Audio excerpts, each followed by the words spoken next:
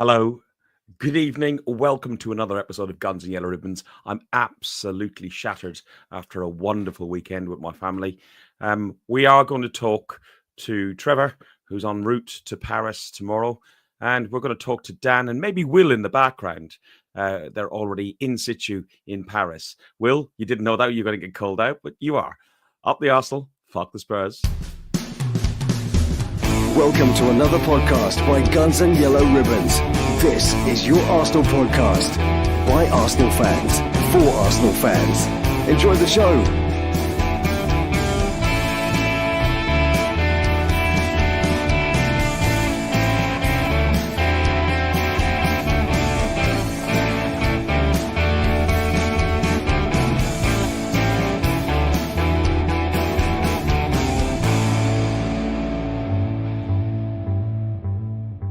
Good evening, gentlemen. I'm absolutely exhausted. My daughter, as you know, got married this weekend.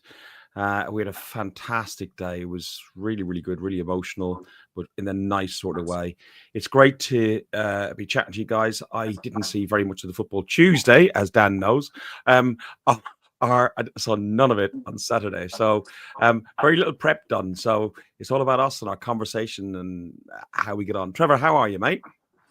I'm all right. I'm okay. I'm really looking forward to getting on that train in the morning, getting over to Paris, and hopefully finding some beers still left in the fridge in the apartment that I'm sharing with Dan and Will. I'd like to just apologise to everybody. Obviously, the show tonight won't be quite of as higher quality as Friday's was because Dan and Fergus have insisted on joining me. So I'm really sorry that the standards dropped somewhat, but never mind. We'll live with it. We've had to make the screen bigger for his own head because otherwise me and Dan can't really get it in the screen, can we, Dan? Dan, how are you, mate? How's Paris? I'm good, mate. I'm sitting here sipping on a premium blonde, so hopefully that's the start of a nice 3-day trip. And there's a few more around, but yeah. Right. Beers, Fergus. Come on, keep it. I know. But remember the last time you were in a away day with Trevor? Fortunately, Trevor hasn't been drinking all day. Otherwise, keep it between us. Don't tell anyone else. Trevor, I've put that big knife on your pillow for you again, mate. All right. Lovely, thank you. Do you know what, Dan? It's a bit strange, Ferg. Dan just mentioned premium blondes, and who jumps up in the chat next? The wonderful Ruth. Wonderful Ruth. What a perfect timing. If anybody doesn't know Ruth Beck does Ruth Beck art, and she's wonderful. We've got plenty of it on our walls behind us in both mine and Trevor's rooms, and I've got some cards here from her and everything else. And Ruth has really tried. It's really inexpensive, proper Islington and Arsenal memorabilia. Unfortunately, Ruth has put a post up recently that her sales over the last 7 days were £10.75.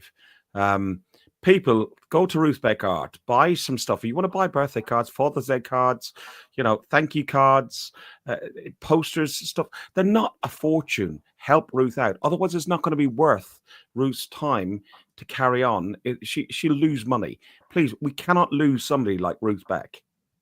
Yeah. Trevor. Do you know what, Ferg? It's you can only buy so much art off of one person, right? But Ruth has expanded her shop very nicely, and she's got cards for all sorts: Christmas, birthdays, Valentine's, and most importantly, you can also buy them blank. So if someone's got something happening, a wedding or a bar mitzvah or whatever, buy one blank and write it inside, happy whatever, and send it. Go and have a look at Ruth's shop. She's a wonderful lady, and she deserves our support. Dan, look, a blank one there. It's North London Forever in a love heart and a blank card to write what you like. Wonderful stuff. You've seen some of Ruth's stuff as well, haven't you? I have indeed. And echo what you guys said. It's a shame. It's always nice when there's local business and you can go and support it. So if you can do it, please do it. Yeah. Right, guys. What we're going to talk about first of all. There was Tuesday. We'll briefly touch on building into what you're in Paris for. But before I move on from that point, I would like to say a huge congratulations to my beautiful daughter and now my son-in-law, Martin. We had a wonderful day on Saturday. There's a very proud dad standing in the back garden. And it was just a great family day. Me and my three brothers testing the Guinness. We tested a few. We tested quite a few. But it was absolutely wonderful. Absolutely wonderful.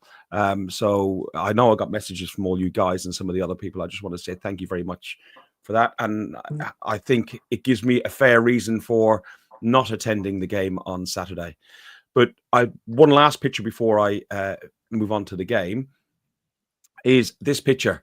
It was taken by Charn, a good friend of ours, a good friend of the podcast. It's a wonderful picture outside the Woodbine with the Declan Rice, the Lewis Skelly, and of course the Kevin Campbell flag that's done the European tour. Trevor, what a great picture, eh? Yeah, it was a great day, to be honest. That pub was full of really, really great people, and it made for a really nice session before we went down to the disappointment of watching the football, But yeah, it was great. And Chan, he is a great photographer. He goes under the name of Lower North Bank, I think. Yeah. Does some work directly for the Arsenal. Superb photographer, captures the moment really well. And thank you for doing that, John. Dan, it was a great day. Some of us peaked a little bit too early. Well, I don't know, mate. You tell me, because I made it through the 90 minutes, but I can't believe of all games to be leaving at half time. That was what I can't believe you, mate. Can't believe you left at half time. That's worse than missing Bournemouth. That's worse than potentially missing Munich. You are right. I am right. I'm always right. Just something just came about me. Probably about 20 pints of Guinness and too much sunshine. But yeah, I needed to get out. I need to get out of the stadium and get home. So, you need to look after yourself sometimes and take those decisions. But it wasn't the best game. Let's talk about the Bournemouth game first before we go into that in more detail, because I'm sure you'll give me more grief. So let's look at this lineup. We had Raya, White, Saliba, Kivior, Lewis Skelly, Partey featured again, Rice, Odegaard, Saka, Martinelli, and Trossard. Haven't seen the game. We suffered a 2-1 defeat. We went 1-0 ahead. Declan Rice scored a milestone goal and is on the 33rd minute, which is 100 appearance for the Arsenal. And it was also assisted by Martin Odegaard. 100 games of Declan Rice, Trevor. How quick has that come about? Don't nick my lines. I said how quick has it come about before we came on the show, and now you've nicked my line to put in here. I think we're going to have to go back to Friday's lineup if you carry on, mate. I'm telling you. I was feeding you the line, and you could carry on from there. It's up to you. He's got to copy lines, mate, because he doesn't go to after games now. He's missed missed half the other game. He's not going to Munich. He's just using other people's lines, mate. Look, right.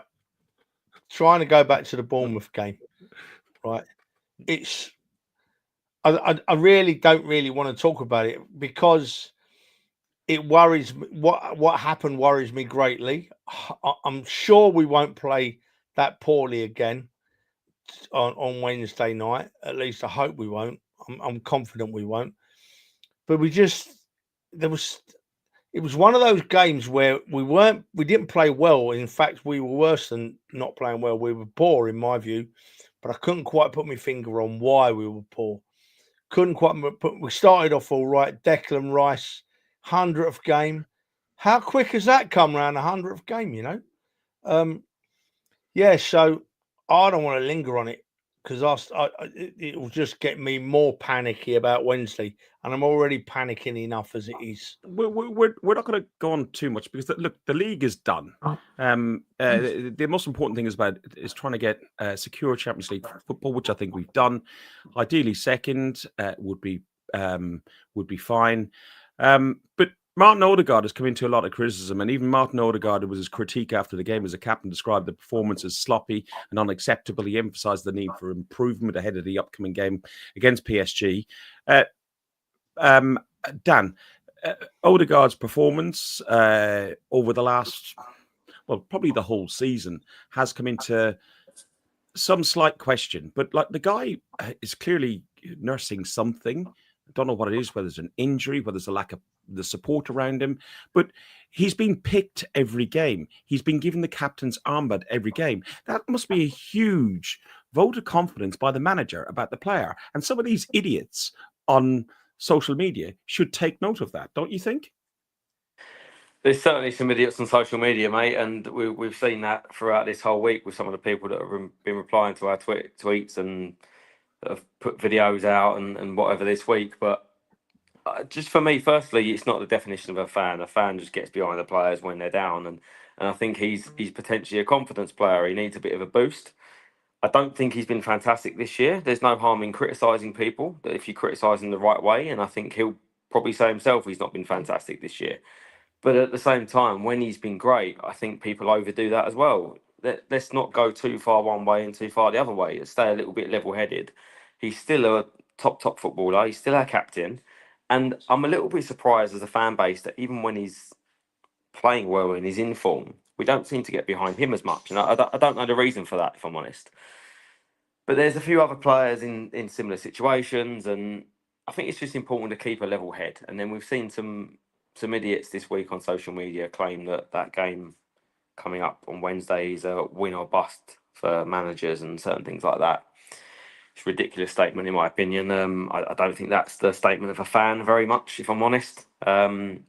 We have seen some good people on social media, let's not forget, the likes of Harry that's come out and very level-headed. I actually think Mark's was it Mark Goldbridge's comment as well was very level-headed. So not everyone is like that. There are some people that also don't get the limelight. There's some very good fans that follow us all over the world, that are living all over the world, that support our team in the right way. And let's not let those guys bring away from what is still a fantastic fan base. Unfortunately, a couple of idiots get the limelight, but such is life. Trevor, Arsenal have now dropped 21 points from winning positions this season, equaling a record they've had once before. I don't know when it was before. But, you know, when you look at last season, we lost 5 games. This season, we've lost 4 games. So it's those draws that have really cost us. We've had 13 draws, and they are from winning positions. Where do you think the issue is, and why do you think that may be the problem? Look, there's about 4 or 5 different points you covered across there, Ferg. Firstly, the Odegaard thing for me, right? Odegaard looks to me, he's still putting in the effort levels, but he's just not getting the final result. And it was very clear in the Bournemouth game in that, don't forget, Declan Rice's goal was set up superbly by Odegaard, right? Absolutely superbly by Odegaard. And then in the second half, there was 2 or 3 occasions where I'm thinking, shoot Martin, and he didn't. Or just drive like he used to, and he didn't. So whether he's tired or whether there's something not right, I don't know. But he doesn't deserve he doesn't deserve any disrespect at all from anyone, social media or wherever. It's not just social media. It's been in the newspapers. It's been everywhere. People saying, horrible things about him. And he is still a class player, and he will come back, much like we've seen Martinelli return in the last few weeks when everybody's been giving him stick. Players go off for a bit, and they can't help it. It's called human beings, and he'll be back. They'll be back. The other thing is about the draws, Ferg. If only we had the answer, eh? If only we had the answer. The only thing that I can think of, and I don't know, in my head, and it's just something you think of, is that the squad has been terribly short this year. There's no getting away from the fact that we should have signed a player or 2 in the summer, and we didn't, right? And on top of that, we've had all these injuries, unlucky injuries. Most of our top players, have been out for a considerable part of the season. And are we just knackered? Is the squad just tired? Have they got like they say, with old racehorses and older footballers, they've still got the skills, but they can probably only do it for 60 or 75 minutes, And I'm beginning to wonder if tiredness has come into it, because in phases, even against Bournemouth, which was extremely disappointing, and I was very upset by it. But we could see that the Arsenal were capable of doing things early in the game, and then we seemed to just drop off, and at the end we couldn't come back and get at Bournemouth at all, which is Really worrying. It changed my outlook a little bit, and nobody knows. Everybody that knows me knows how much of a passionate Arsenal fan I am, and it starts worrying me when I start thinking things like this. Up until a couple of weeks ago, Ferg, Dan, I would have said I'm going to PSG full of expectation. I had a stand to win the first leg by a mile, didn't I? You know, and I genuinely meant that. I meant it. After seeing where we are, and after seeing how tired the players can look, I'm more hope than expectation now. But I still hope we win. You know, and my head's a bit of a shed with it all, especially coming up to this European game. You know what I'm like. I go into all sorts of strange modes, but yeah, not good. Worried about the squad. Worried about the overwork that they might be having to do. And worried about that we might be short of a player or two at this important stage of the season. Who knows? Who knows? Just quick, if I can just jump in there very quickly, because the Odegaard thing is still playing in my mind, is that you've also got to take into account the players that are not around him at the minute, and I think people are downplaying that. I said that. People want to criticise Odegaard for his performances, right? Now, Saka, since he's come back from injury, hasn't looked the player he was pre his injury. It's natural. I'm not criticising him for it, but he hasn't been the player that he was beforehand. And Saka's not really interacting with Odegaard as much. Martinelli's not particularly been potent. He's looked a lot better the last 3 or 4 games, maybe, but hasn't been fantastic this season. He hasn't had a natural striker that's making striker runs in behind. Marino's doing fantastic, but he still isn't a natural striker and has that natural move pattern like a striker. Ben White's been missing and Timber's been in and out. There's so many parts to it that people want to sit there and criticise Odegaard. And I think Odegaard's one thing that he's been there the whole time is his effort. He's always pressing when he can. He's had his injuries. He's had his illnesses. He's become a new dad. Now, I don't know what that's like, but you two can tell me that how much that takes its toll.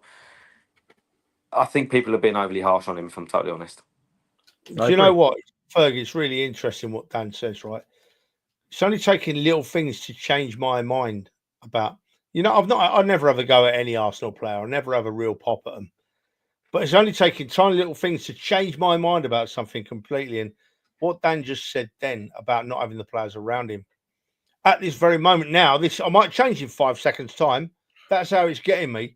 At this moment in time now, I'm thinking, yeah, Dan's got a real point there about the players around him. So was it Arsenal Football Club's fault when not signing a couple of extra players we wanted in the summer that would have made losing these players for injury a little bit easier to handle? And as a result, Martin Odegaard and Saka and maybe Martinelli earlier in the season would have looked better because they've had more players around them. I don't know. Listen to me. I don't know. Just for the record, I have been mentioning the players that have been missing around him for quite some time. But Dan, it's always you. Yeah, but we would know if you turn up to a game, mate. So unfortunately, yeah. Listen, let's talk about that game that I ducked out early on. Dembele got an early. The Bournemouth game I've got a genuine excuse for. The PSG game, hey, sometimes you have bad days. We did power drink before that. I don't know how many pints I had. I was done, absolutely ruined.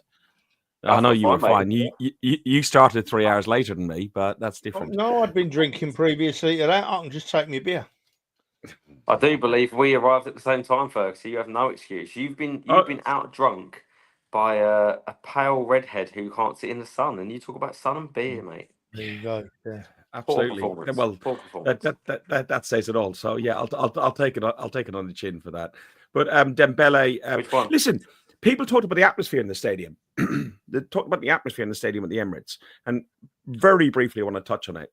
But before that game, it was absolutely electric in the stadium, on the concourse and in the stands. North London Forever played. It was sung so loudly by all the fans. Every scarf was up as everything else.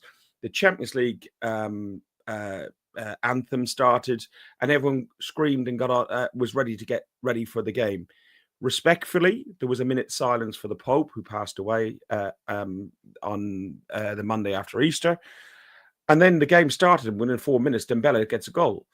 That's going to knock the absolute crap out of any crowd. And then PSG kept the ball for 25 minutes. So, you know, I think people underestimated how good PSG were, because when we played them, Trevor, a few months beforehand, we beat them easily 2-0. And I think that's what people were thinking was going to happen again. But that goal that they had on 4 minutes was 26 passes in a sequence to get that goal. So they had much improved, hadn't they? Look, right, they did look a different side to when they came earlier in the season. And the atmosphere, I thought, on the concourse and at the start of the game was magnificent. But I mentioned it on Friday. And Dan's not going to agree with me here, right? At the start, maybe you might, when you see where I'm heading, Dan, you might agree. But PSG did what all football teams try to do when they play away. Every football team, when they're going to play away at a raucous ground, they think, got to start quickly, got to start hard, hopefully get an early goal, silence the crowd, right? We say it every time when the Arsenal, when we go to Liverpool, Man United. And PSG did us.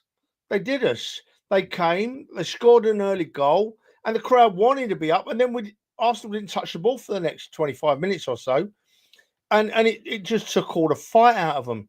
Now, you could see that the Arsenal crowd wanted to be loud because when that disallowed goal went in, the noise, I've never heard noise like it, but it died off. And this is where, and Dan pointed it out to me, this is where I learned something earlier in the season. And this is where I went from maybe in agreeing with Dan to absolutely agreeing with Dan, right? In that all grounds go quiet like that, right? It happens. But though, like those with the little singing section or those that want to make noise don't go quiet, right? They continue to lift the players and the atmosphere. We went to Atletico Madrid, didn't we, Dan, right? And we sat in the side up the back, right? And at times, I would say probably 85% of that stadium in Atletico was silent. The Wanda Metropolitano was silent. But you didn't really notice it because of the 15% or so that were in that singing section at the end of the ground, still making a noise. And it makes up for it, right? And that is where your singing and your noisy section come into play, right? I can't fault the Arsenal crowd for going quiet when PSG went 1-0 up. We're all thinking, bloody hell, what's going on, right? But what I can fault is that Arsenal Football Club need to help us out in making sure that opposition players don't recognise that the ground has gone silent because there's always a little section making a load of noise. The Ashburton Army lads, all praise to them. They try to do it. They try all game, they're at it. But there's so few of them, they can't do it on their own, you know? They can't. And that is why, whoever it upsets, we need to find a singing section at the Arsenal with 2,000 or 3,000 in it. You can go in there if you want. You know, you elect to go in there and you know you're going to make noise all game. And it changes the whole outlook. And my view of that has changed very recently. And where I had sympathy with Dan before, I now have total agreement with Dan. It changes the whole outlook for the stadium. Sorry, boys, I've waffled there, but I had to get a point. No. It was really good. It's right. And the stadium did die because of that. You mentioned the VAR decision and the goal that went in. Talk me through that, then, Dan. Where did you see it? Because I know there's been some debate on, is Moreno offside? Is he interfering with play? It's a bit confusion, but the semi-automatic offside made it clear, didn't it? I'll come back firstly to the offside in a second. Just want to follow up on what Trev said, because I don't disagree with you at all, Trev. The only thing I disagree with is actually about not criticising the fans, because we have to do better. And this is the difference between having a fully engaged fan that wants to go there with the intention of lifting the team and really wants to push the team forward, or a fan that supports Arsenal but wants to go there and be entertained. And we've been given that corporate culture now. The corporate culture from the top of the club is feeding down into the fan base that's now entering that stadium. And now we have a corporate fan base. And when you want the big atmospheres in the big games, you are not going to get that if you have a corporate atmosphere. You have a corporate fan base. That is not going to happen. We need to make a small change. And unfortunately, we don't have the people in place around the club, such as the right fan supporter groups, etc., that are willing to push the club. The club have got so set in their ways of not being pushed by fan groups that they know what they can get away with. They know they can ignore the fans, and they can go back on their statement of saying that football is nothing without the fans. You don't get that in other clubs, right? As much as people want to hate on Liverpool, when Liverpool raised their ticket prices and their fan group responded and said no, sorry, I didn't read that. I was just thinking in a moment. Okay. But when Liverpool fan groups say no, we're not having that price rise, their club listens because they know what the fans mean to that club, and they actually give a shit about their fans. I don't believe our club actually gives a shit about our fans. What they care about is money in the club. The There's reasoning for it, I understand. By the way, they're trying to grow revenues. They're trying to have money raised to reinvest in the squad. They're trying to raise our spending power, all for the right reasons. But the people in the club are not understanding our club and our fans, and that then leads into what we get against PSG. When we conceded that goal, what we should have done is responded like we did 2 years ago and come out and be the loudest we've been to respond and lift the team. When the team don't touch the ball, we should be whistling the other team like the other teams do in Europe. We should be on their backs. We should be every single ball, as Arteta said. and we were doing that in 22-23 that But season when mate, for your yeah, manager to come out and have to give a video like he did before that game of that importance, really, it shouldn't be needed. But unfortunately, no. it is needed. And you look at the performance. The performance wasn't fantastic for that first half an hour, right? And you have to give credit to PSG on that. PSG are a very good side. They dictate play and they create overloads in areas because of the way Enrique sets his structure out. And Enrique's done it in various teams. But we came up with a solution for that during the game, which was fantastic management from Arteta. And look at the half an hour onwards, we're back in the game and we're back level pegging with them, and we compete on a level front. And we can continue to do that when we go out to PSG and play them on Wednesday. And it's just small little tactical tweaks that mean we can get into that game against PSG. For example, when we played against PSG in that first half an hour, you had Trossard pressed up really high, you had Erdegaard pressed up really high, you had Saka and Martinelli pressed up really high, and you had Marino up there with them. And you had five guys pressing really high on that line. After half an hour, you made one little tactical tweak, which was Marino dropping back into a parallel six alongside Rice. And that dragged out, when Trossard went over to the left centre half, that dragged their other centre half out with Marino and created space. And that centre half didn't know whether to follow him or whether to sit back. And because of that, we had a spare man and we started to play out and we started to dictate play again. Small little tweaks. We're not a million miles off of this team. I'd argue that we're probably just as good as PSG, if not better. But we need to learn from that first half an hour now and take that into this next game. Some of We've the got to be stats, the XG for I'm not really into XG, but the XG tally for Arsenal in that game was much higher than PSG overall. The keeper, Donnarumma, is that his name? He had a blinder, but he didn't. But yeah, Donnarumma, but he didn't have to play the system. You know, like because with the set plays and the ball's not in play until the ball's kicked from. So there's an awful lot of jostling that takes place in corners. But he went down very quickly and just killed a lot of our corners in that way. Listen, why don't we move on to the next game? The highlights I've got out of that game is the youngest semi-final players ever for Arsenal in Nwaneri and Lewis Skelly became the youngest and the second youngest ever to play in the Champions League semi-final at 18 years and 39 days and 18 years and 215 days, respectively. Looking ahead, we play Paris 8 o'clock UK, 9 o'clock French time. We've played them before. We've played them 6 times before. Arsenal won twice. It's been 3 draws, and the average score, the aggregate score was 5-4 to Arsenal over PSG. What are we expecting, boys? Yeah, the Stellas are still coming. He's sipping on a nice blonde again. What are we expecting, I'll Trevor? tell you what, I've got a fantastic Scottish barman serving me beer at the minute. Shout out to Will. He's doing very well. Not even finished it. Next one lined up. Trev, when you get in, mate, fantastic service. Will. Okayanu. Listen, right. Listen, we've got to be careful here with the way we're heading at the moment, because we've rightfully talked about the fans, rightfully, and I agree with what Dan says. Absolutely, I do. But I only know one ground in the UK that the fans will keep making a noise whether their team is 1, 2, 3, 4, 5-0 down, and that's Leeds United. Credit where it's due. They don't stop. I've been to most other grounds every other ground in the Premier League, most in the Championship, most in League One, and they all Liverpool, they just turn the tannoy up. Man United is awful, and we can beat all that by doing what Dan would like to do and making a dedicated section. We then get better support than all of them teams. But going back to this game, we've got to try and leave this game behind. But I must say, right, and I've got to say this about the first game. We have had some superb referees and officials in Europe this year. They've actually been a pleasure after the things we get from the PGMOL. With one major exception. In a pleasure. And then bang. I thought the referee was, and his linesmen in particular were awful. In this game. Yeah. I really did. I mean, Donnarumma's dived and no one touched him.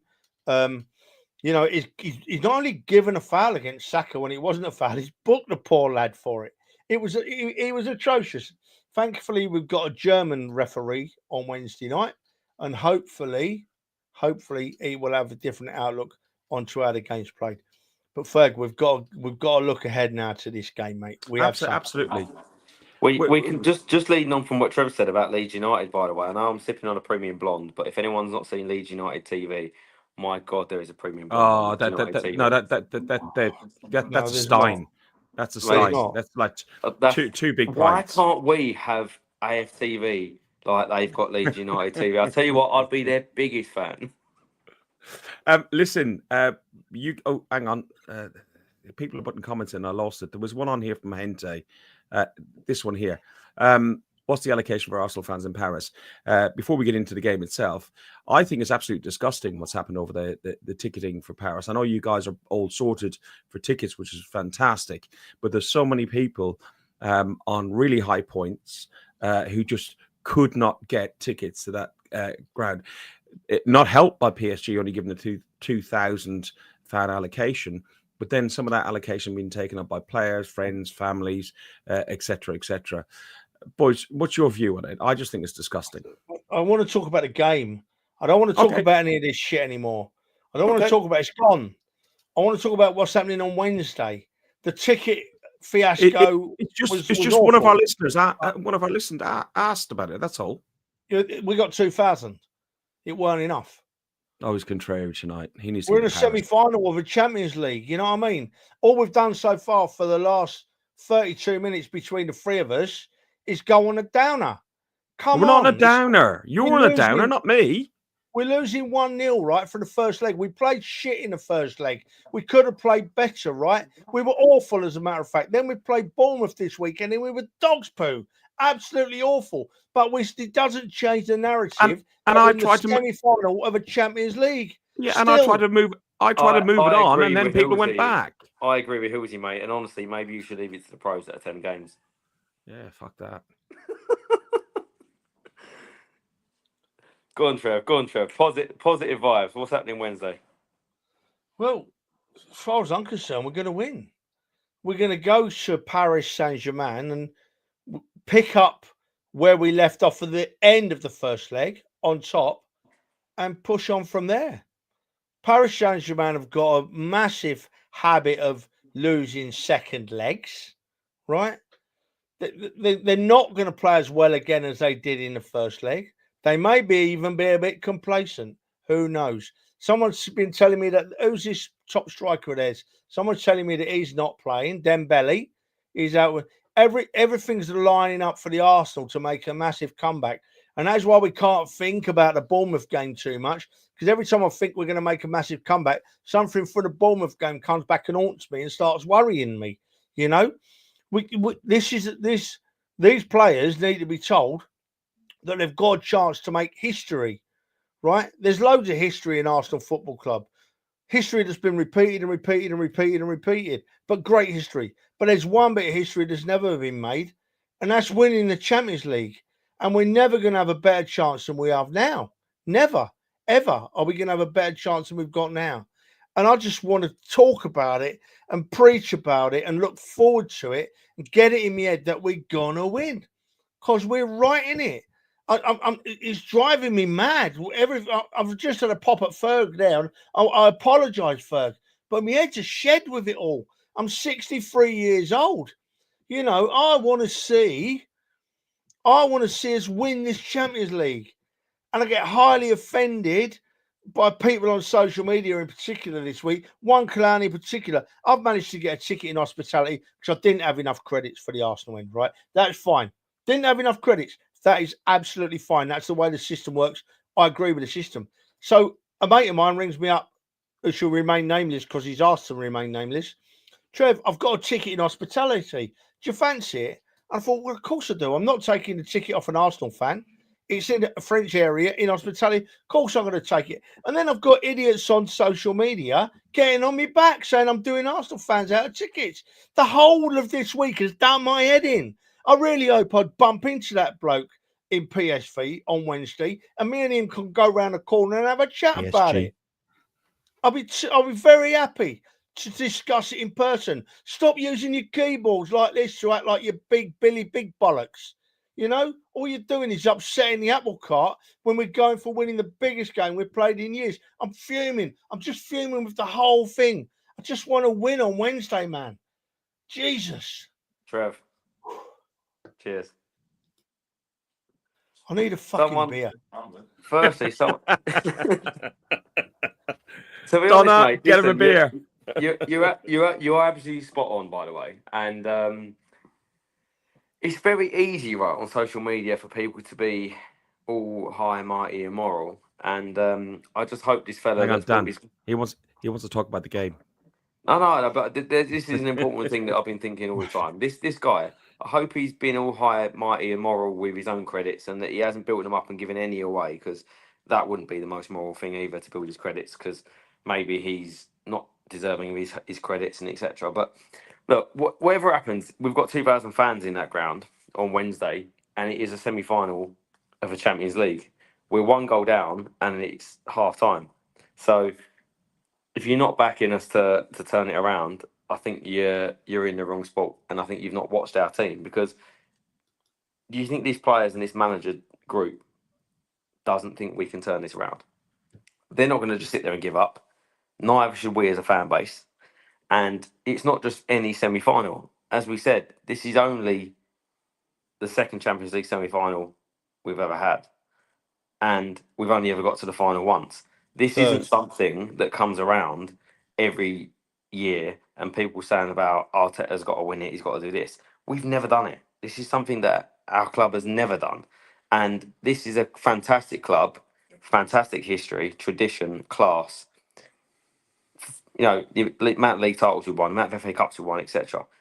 Fantastic club. Haven't won the Champions League. And you want to throw that at Arsene Wenger or Herbert Chapman or George Graham or the fantastic managers we've had previously. Were they not good enough because they didn't win the Champions League?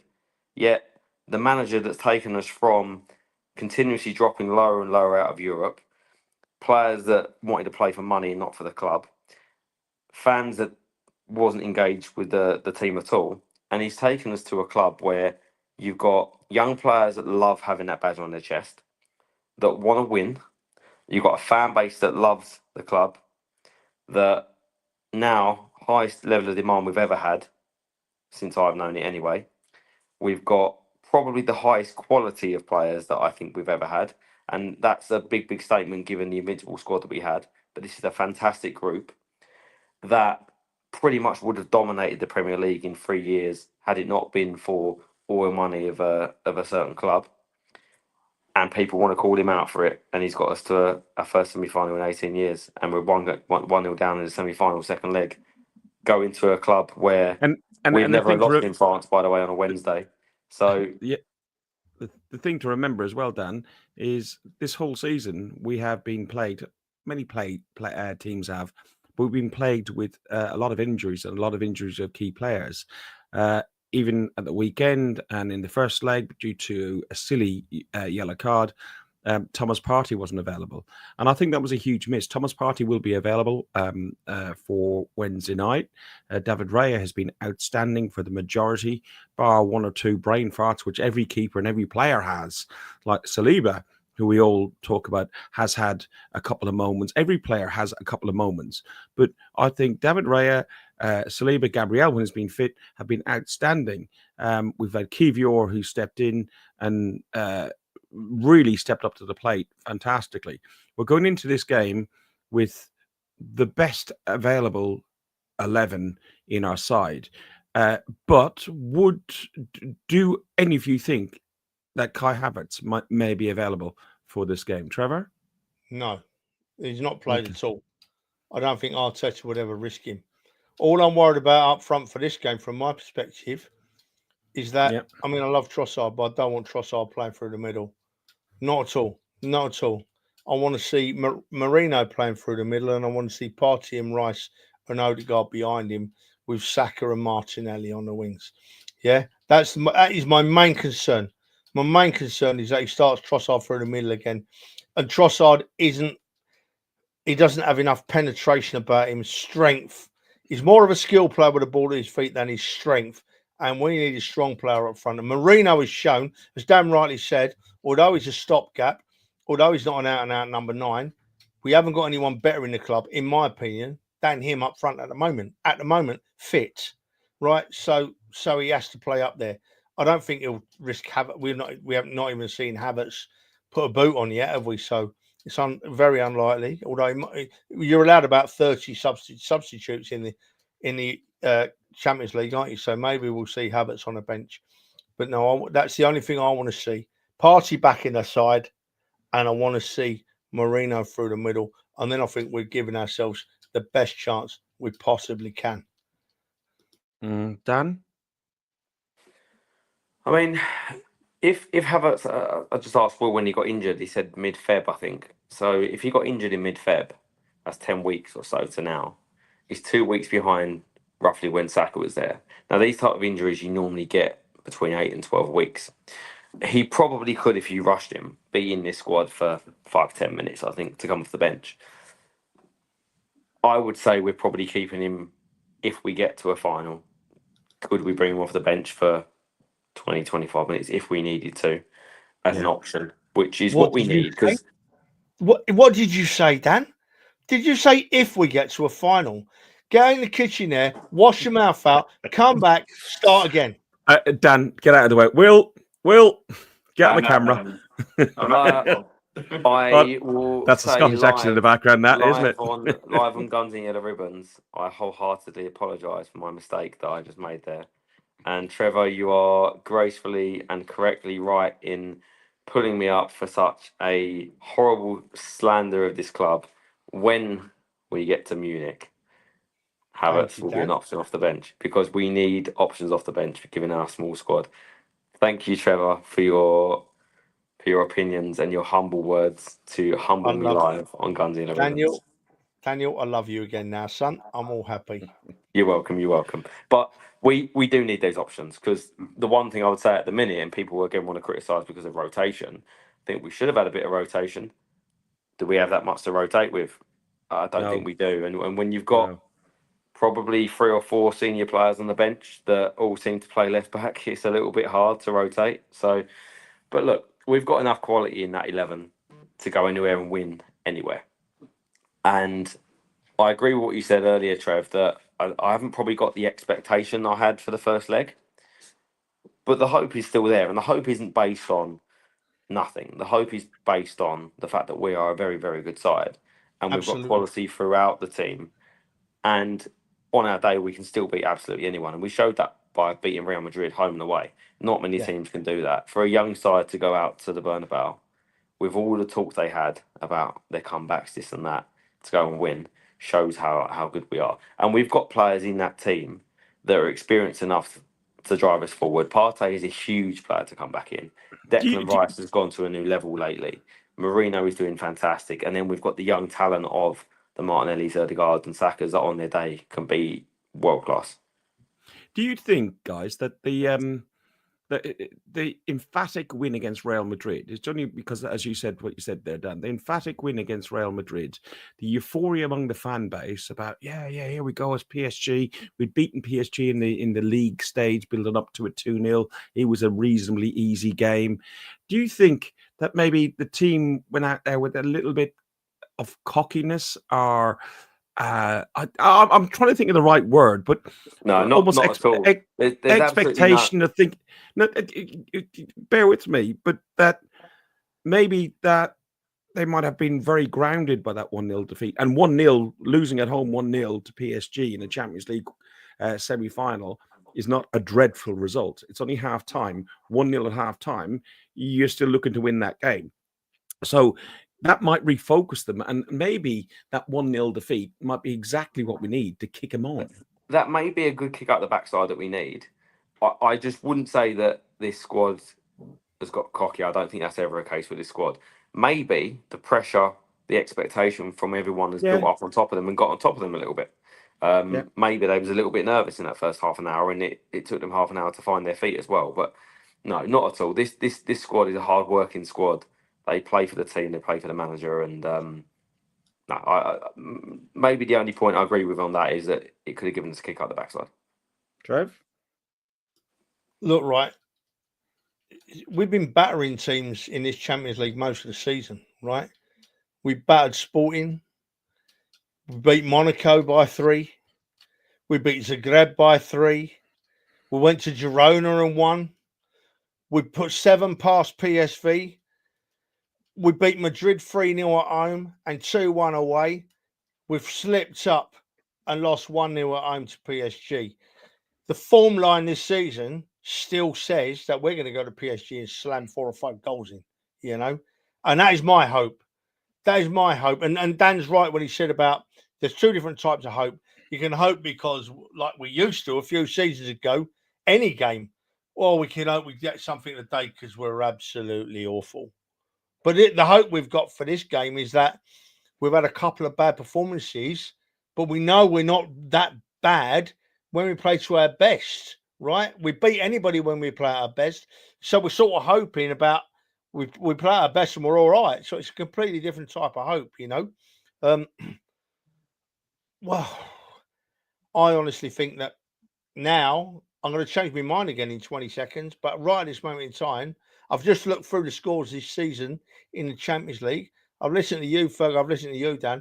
Now I'm thinking I can't wait to get there because we're going to win. We're going to beat them.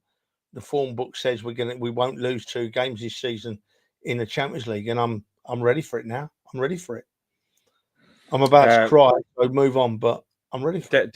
Demsek's put on a thing. He's worried about the low to mid block by PSG. But PSG are more about pressing under Enrique. They've been a little bit more controlled, not about the main man like your Kylian Mbappe's and etc. Like, I know he doesn't play for them anymore, but like the big name players, it's about more the collective team. And I think they're a better side than they have been when they were all about the marquee players and the Galactico type players.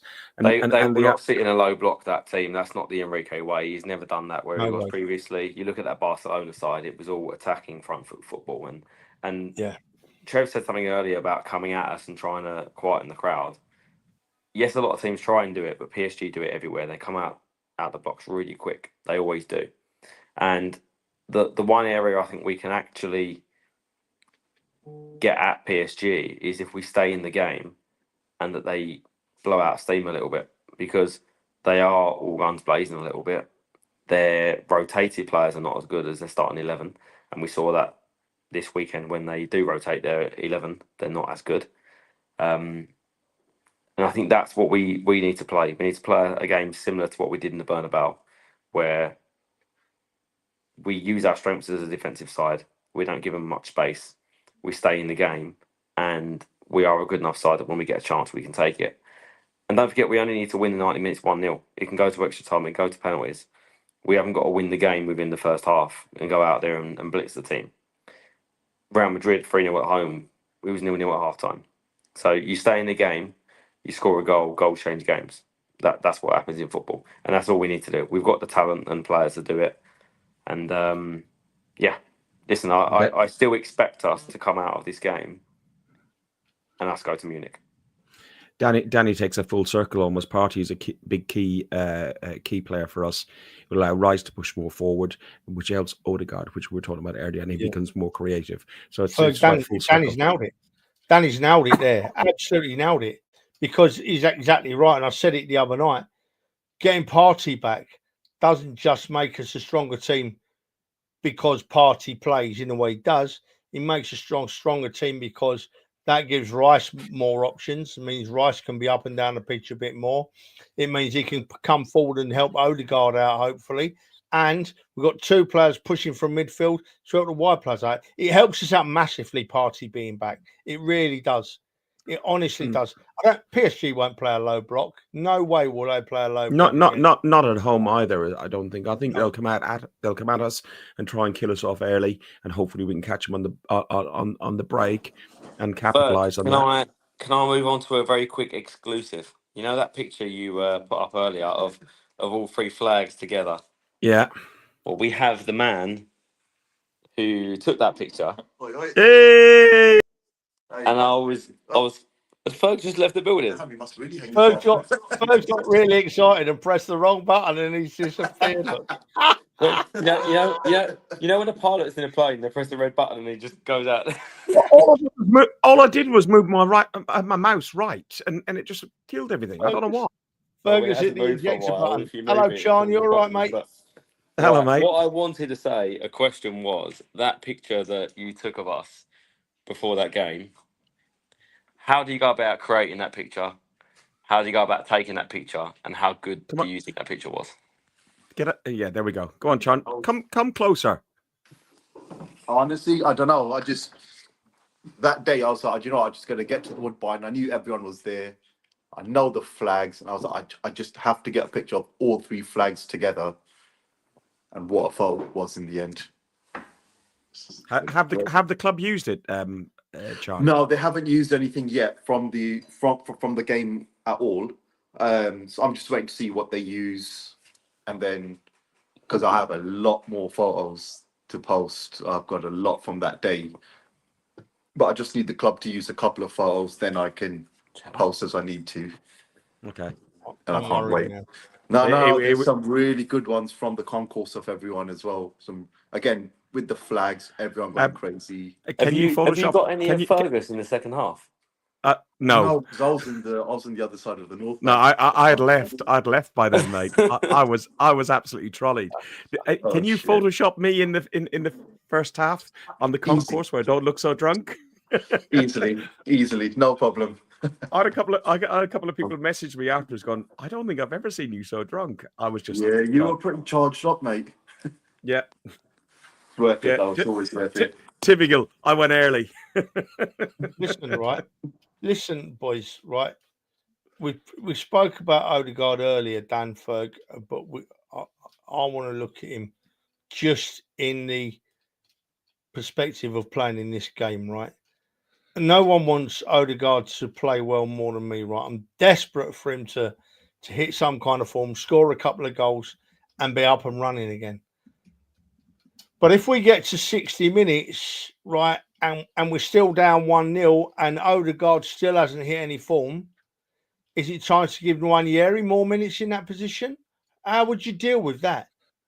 I think if we're still 1-0 down, you've got to put him on because clearly Nwaneri, he's enthusiastic. He's progressive and aggressive in the way he plays.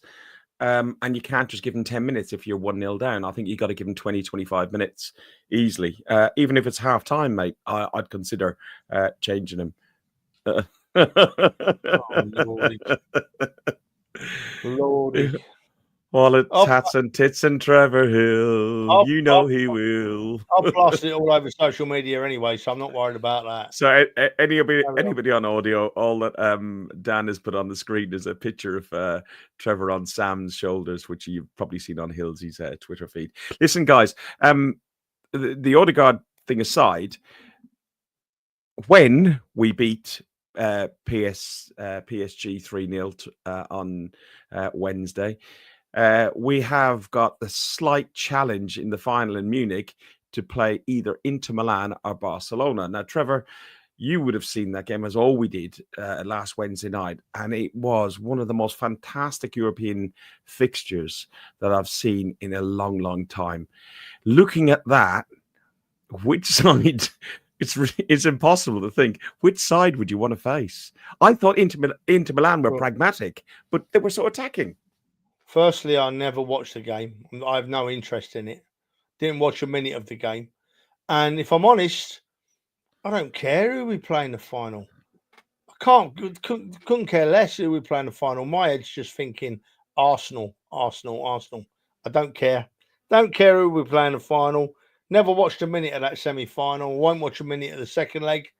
All I'm worried about is the red and white shirts or whatever colour shirts we wear when we go on the field on Wednesday. Hopefully the black shirts. Trevor, Dan, your thoughts on of those two? Did you watched the game? I know you watched the game. Trevor threw me slightly on that. Hang on, mate. Hang on. Oh yeah, that sums it up. Totally sober. 100% Yeah, sober. 100% sober. But you can see it in the mouth. Look. To be sure. Mate, I have not been that drunk. I don't know in how long. And my daughter's wedding, I lost count of the amount of beers we had. Did you go home early from that as well? He left at half time. 2:00 in the morning. Oh, right. Who do I want? There's two reasons to this. I want Barcelona because, one, I want revenge for 2006. Like, we owe them, and we shouldn't have lost that game in 2006. And I don't want to go and cover too much, but that squad was too good. And what happened in that game shouldn't have happened, and we should have won that game. And we should have been champions of Europe in 2006. And we owe them for that. We owe them for many years of going behind closed doors and nicking our players and just generally being a horrible club that I can't stand in Barcelona. So I want revenge. I also want to play against a team that comes out and plays against us because we will be better against them than we win Inter Milan. When Inter Milan play against teams and they sit back, we can't break down those sort of teams. So for me, a team that comes at us and plays attacking football, that gives us the best chance of winning. Right. Henley's got a point there. I don't care who we play. We're going, The only reason I asked it because, prior to seeing last Wednesday night's game against Inter and Barca, I thought that Barca would be the one for the reason that Dan said, revenge. If we got there when we get there to the final, getting revenge from 2006 would be great. But I also thought that Inter Milan being more Italian and low blocking, I thought the style of football we had would suit us more. But wow, two great teams and four great teams in the semi-finals. It's just been outstanding to see.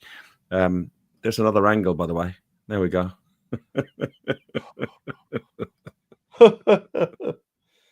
My God. Cole, you're in a good mood tonight, aren't you? Oh. Well, I was just about to say, Ferg, can you put up that wedding picture that you had earlier? Because I tell you what, that suit you was in, mate. How many people squeezed you into that? About 4. I don't more than 4, mate. I don't have the picture anymore. I can get it if you want me to. But if you, of course not. I do. I've got it, but it's not. It wasn't freely available. I took it out because I managed the photos. Hang on, give me a second. I've got here, Fergus. He's fumbling a little bit. No, I'm looking at pictures of you and Dan Potts. But hang on, 1 second. If you say that name on here again, I'm off. I'll be gone. No. I won't come back. That one, right? What do you want to take the piss? I've already done it, mate. All right, okay. Right, Trevor. When are you leaving for Paris? I'm on my train. Is about 3:00 out of London tomorrow. So just after 3, I'll get into Paris about 10 to 7. Hopefully, Dan and Will will be still on the platform with an open bottle of beer, ready. Go on. Ready to greet me. And then I'm going to dump my bag and hopefully have a good, trouble-free evening. Right. Dan, have a great time. Chan, thank you for the photos. I look forward to seeing the finished articles. Mate, I can't see any difference between... Is that Garnosaurus? Is that Fergus? Both green. Listen, you've had too many blondes. Listen, you've been watching Guns and Yellow Ribbons, an Arsenal podcast by Arsenal fans for Arsenal fans. 467 of you watching now across various platforms. We'd love you to go over to our YouTube channel, click like and subscribe. It doesn't make us any money. It doesn't do anything for us, but it just helps us along the way to open up some other features within YouTube. So we'd really appreciate that from you guys. Dan, enjoy Paris, mate. Guys in the background, and Trevor, you're going out there. Be safe. We know what Paris can be like. They're all coming to say hello. Saying bye now. Look, Scottish Will, Lowen will thank himself. Before we go, by the way, we need Trevor time. We need some positive. Go on, hang on. Duck down, boys. You're in. All full screen. There we go. Will, you look intelligent with glasses on. I know, imagine. It's crazy. And you don't even sound Scottish. You don't even sound Scottish. That's crazy, isn't it? It's like it's a made up meme. Yeah. I'll tell you, it does look different. Chan, if you see Chan without that hat on, all washed and brushed up with a suit on, you would never recognise Chan in a million years. Never recognise Chan in a million years. Listen, Stunk alert. Trev time takes 2 seconds. We're going to win on Wednesday. That's all there is to it. Don't contemplate defeats. Don't listen to idiots. And thankfully there's not many now. They're getting called out. Don't listen to clowns on social media that tell you our team is crap, that tell you our manager needs to go, that tell you certain players shouldn't be playing. If them idiots have had their way, we wouldn't have a manager called Mikel Arteta now. We wouldn't have got Kai Havertz playing. We wouldn't have Marino playing. We wouldn't have half the team, So just be an Arsenal fan. Don't listen to the idiots. You listen to the idiots. I mean, listen to Ferg and Dan, you know what I mean? But don't listen to the real idiots, you know what I mean? Just enjoy it. Don't get like me, though, because I'm going to have a breakdown. I just can't. I can't take it. I'm going to go attacking me. Bloody hell. I'm going to take 4 Valium now and go to sleep for the night. I'm done. Valium, Ferg. Valium. Yeah. I think are they blue and triangular? I said I'm going to sleep. No, is that what Donna told you? Is have a Valium. Go on, have a Valium. Did you tell Jackie that I had some? Because she messaged me this week and said, "Can I give you a few?" Yeah. Didn't work.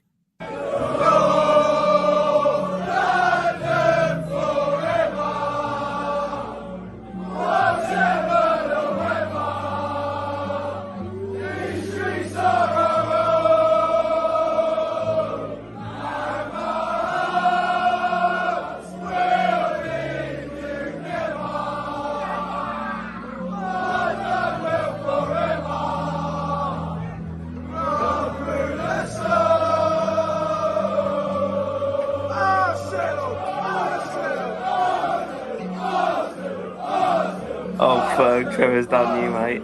Yeah, I know, but he's looking very agitated in the background. I can see he's the camera. Absolutely done you. I nearly fell off my chair then. Thank you, Trevor. You cheer me up. Right. You've been watching an Arsenal podcast by Arsenal fans for Arsenal fans. We're going to win on Wednesday. Keep the faith. If don't talk about anything else until after the semi-final, and then you'll be talking about what we're doing in the final. Love you, Arsenal. Fucking love you, Arsenal. Up the Arsenal. Fuck the Parisians. Thanks for listening to Guns and Yellow Ribbons, an Arsenal podcast by Arsenal fans for Arsenal fans. Follow us on Facebook at Guns and Yellow Ribbons or Twitter at Guns and Ribbons. And remember to rate and review us too. Up the Arsenal.